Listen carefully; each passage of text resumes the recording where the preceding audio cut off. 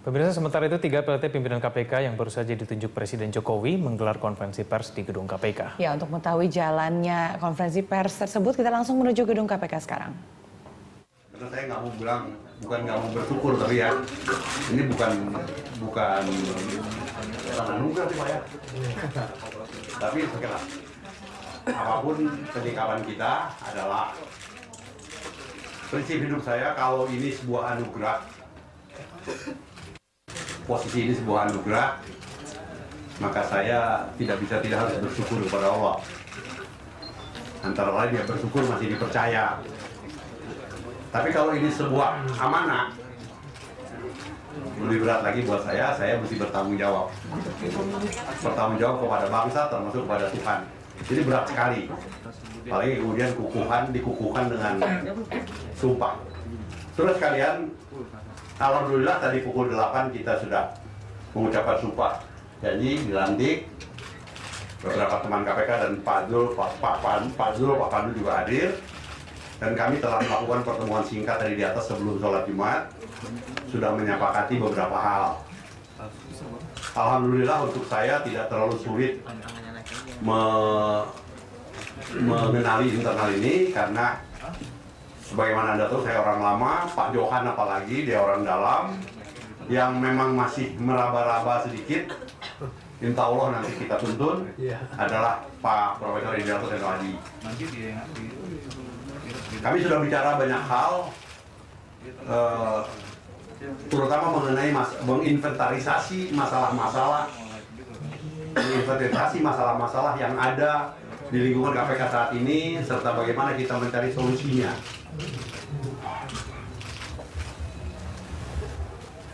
Kami juga sudah bagi tugas, tetapi agak berbeda tugasnya dengan yang lalu-lalu.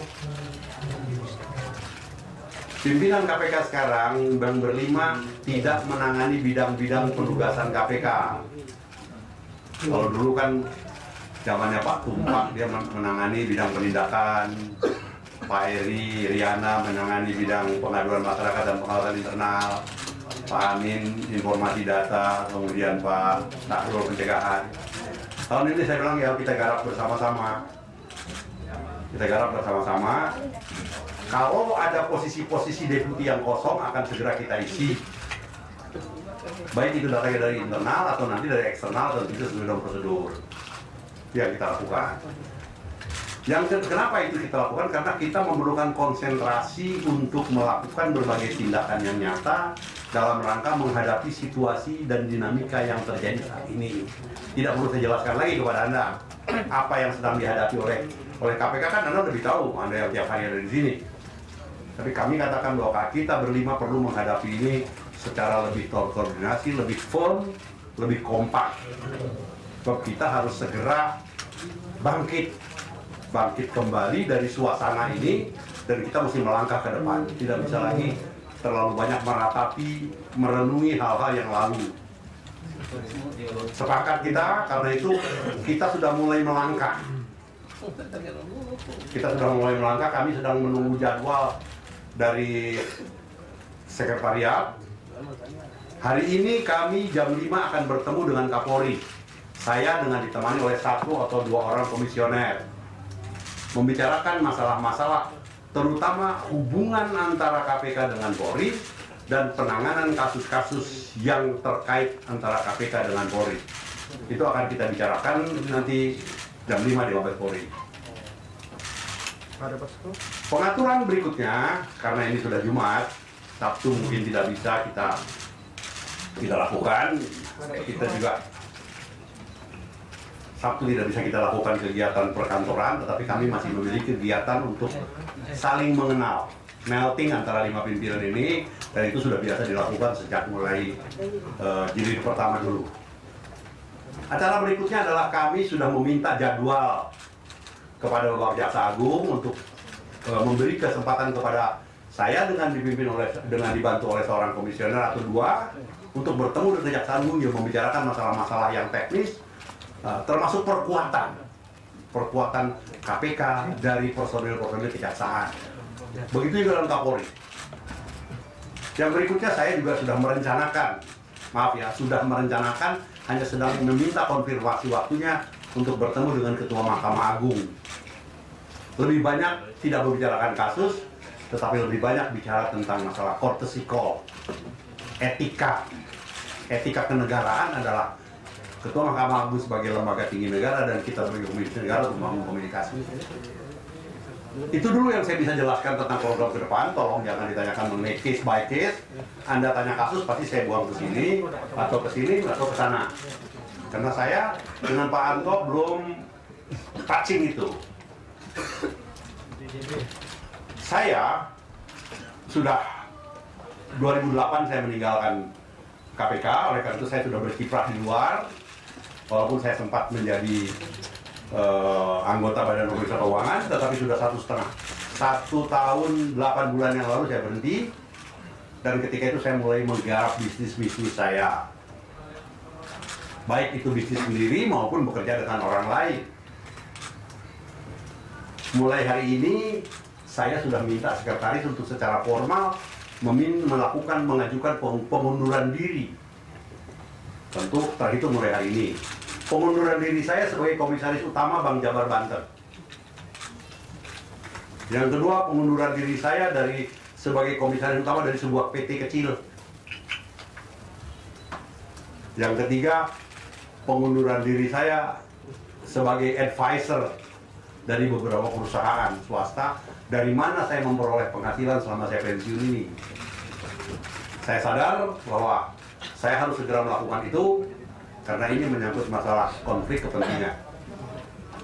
Demikian juga tentunya pekerjaan-pekerjaan saya yang lain, antara lain sebagai konsultan hukum, konsultan manajemen dan lain sebagainya. Tentunya karena itu pekerjaannya per proyek sudah ditinggalkan. Kita tidak akan sentuh lagi. Saya kira demikian juga yang akan dilakukan oleh Pak Profesor Indiarto. Beliau adalah dekan Fakultas Hukum Universitas. Mungkin harus mengundurkan diri secara sementara karena sifatnya juga di sini juga sementara. Beliau juga adalah seorang penasehat ahli dari kepolisian, dari Kapolri, yang mungkin juga harus mengundurkan diri untuk sementara selama penjabatannya. Dengan demikian kita bisa konsentrasi pada posisi ini. Saya kira itu yang bisa saya jelaskan. Saya sudah sepakat, katanya pembicara tunggalnya ya Pak Taufik saja, kecuali menjawab pertanyaan. Ya. Kecuali menjawab pertanyaan. Saya jawab, saya minta, silakan. Pak, Doli Pak dari Sindo Jaya Pak. Apakah koordinasi dengan Kapolri nanti juga membahas atau memastikan bahwa KPK tetap melanjutkan kasusnya BG atau kasus yang lain yang terkait dengan Polri? Kan tadi saya bilang jangan langsung masuk kepada kasus lah, belum sempat saya baca. Sabarlah. Koordinasinya itu Materi kasusnya Pak. Ya. Kita mengkoordinasikan berbagai masalah dengan kepolisian, termasuk bagaimana sebaiknya kita menangani kasus, bagaimana kita membangun kekuatan. Tapi kalau ditanya sudah bagaimana menyelesaikan kasus ini, saya katakan saya belum bisa masuk ke situ karena itu nanti akan berbentuk pembicaraan teknis. Pak, artinya tetap menjalankan kasus ini, tetap berjalan kasus ini karena kan sudah. Anda kan sudah masuk ke substansi, bagaimana saya mesti bicara itu? Ya, saya tidak mungkin bicara tentang hal itu seperti itu. Nanti kita akan bicara secara teknis. Mungkin nanti yang bicara adalah antara Kabar Eskrim dengan Pak Dul atau dengan Pak Profesor Retono sebagai sesama orang hukum. Tapi itu nanti bicaranya.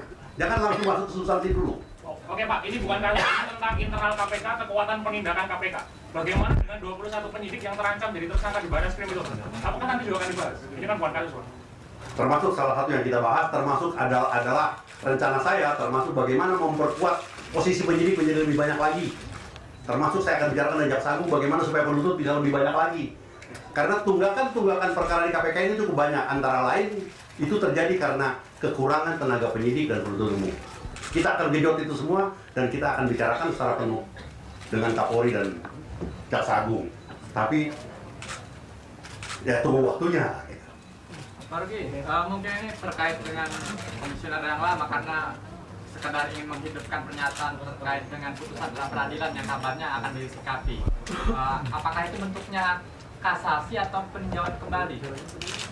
Saya belum menyentuh itu, jadi saya belum bisa jawab. Nah, makanya Saya perlu tanya kepada pimpinan yang lain, apakah mereka mau menjelaskan seperti itu, ya, tentang apa yang bisa kita lakukan terhadap putusan pra peradilan. Setahu saya yang kuno ini, terhadap putusan pra-peradilan hanya bisa dilakukan PK, setahu saya. Tapi kita tidak tahu, mungkin terobosan hukum sudah lain. Ya, kita lihat nanti. Saya belum menyentuh kepada kasus. Maaf, putusannya pun belum saya baca. Pak, Cynthia dari TV One, kalau terkait koordinasi antara komisioner yang lalu, Abraham Samad dan juga Pak Bambang, bagaimana Pak pagi ini? Sudah sampai mana koordinasi antar pimpinan? Begitu kami datang tadi, kami kumpul di satu ruangan, di situ hadir Pak Abraham Samad, di situ hadir Pak Bambang Wijoyanto. Kami berlima juga hadir. Beliau menjelaskan tentang program-program KPK yang sedang dan yang belum dilaksanakan. Tapi beliau tidak mau bicara soal kasus, karena beliau sudah tahu bahwa ini tidak boleh lagi touching kepada hal-hal yang seperti itu. Tapi program-program yang belum diselesaikan banyak sekali tadi, terus terang saya agak surprise betul. Setelah 6 tahun meninggalkan KPK ini, ternyata KPK yang dulu saya kira masih di Kuningan, ternyata sudah sampai ke Cirebon. Kuningan itu ternyata sudah berada pada koordinat yang lain gitu, karena kemajuan-kemajuan yang mereka peroleh. Saya sudah bicara dengan Pak Abraham Samad, dengan Pak Bambang Wijoyanto tadi. Ya. Apa saja yang menjadi prioritas, Pak? Sudah, yang lain? Apa ada bantuan hukum Pak kepada Pak Abraham Samad dan Pak Bambang dari KPK sendiri? Bagaimana? Apa ada bantuan hukum terkait status tersangka Pak Bambang sama Pak Abraham Samad? Kalau beliau menghendaki bahwa KPK memberikan bantuan hukum, tentu kita akan cukupi, karena bagaimanapun juga dua beliau itu adalah pegawai kita. Kita akan bantu kalau memang beliau menghendaki. Tetapi hukumnya sendiri, penanganan hukumnya sendiri, kita tidak akan cawe-cawe karena itu berada pada domainnya kepolisian. Oke, yang lain? Terkait dengan kriminalisasi nih Pak. Tadi udah ditanya kriminalisasi. Apa nanti akan ada perlindungan bagi pimpinan baru seperti imunitas atau hukum sebelum untuk menanggulangi nanti jikalau adanya kriminalisasi kembali? Substansi itu adanya pada undang-undang. Jadi silahkan nanti waktu pembahasan di Dewan Perwakilan Rakyat bagaimana mereka bisa memberikan perlindungan secara undang-undang. Para pakarnya di sini ada, demikian juga pakar-pakar yang lain. Tapi saya belum sampai bicara seperti itu. Mungkin, maksud ada imunitas ya? Ya, imunitas. Kajiannya nanti belakangan apakah mungkin atau tidak mungkin. Nah. Tapi memungkinkan kan? Memungkinkankah untuk pimpinan KPK diberikan hak imunitas? Itu kan Anda yang berpendapat, saya katakan saya belum tahu. Tentu kajian ilmu yang akan memutuskan itu, bukan diskusi seperti ini. Cukup? Terima kasih, kawan-kawan. Anda begitu hari pertama datang ke sini langsung pertanyaannya menggebu-gebu gitu. Untuk selanjutnya silakan ke Pak Johan. Saya masih perlakukan dia seperti ini. Pak juru bicara, Anda pimpinan sekarang bukan juru bicara, Pak Johan. Saya ingatkan ke Pak Ruki, saya PRT pimpinan juga. Iya. Saya kadang-kadang lupa gitu loh, bahwa Pak Johan itu pimpinan. Sorry Pak Johan. Kita sama ya.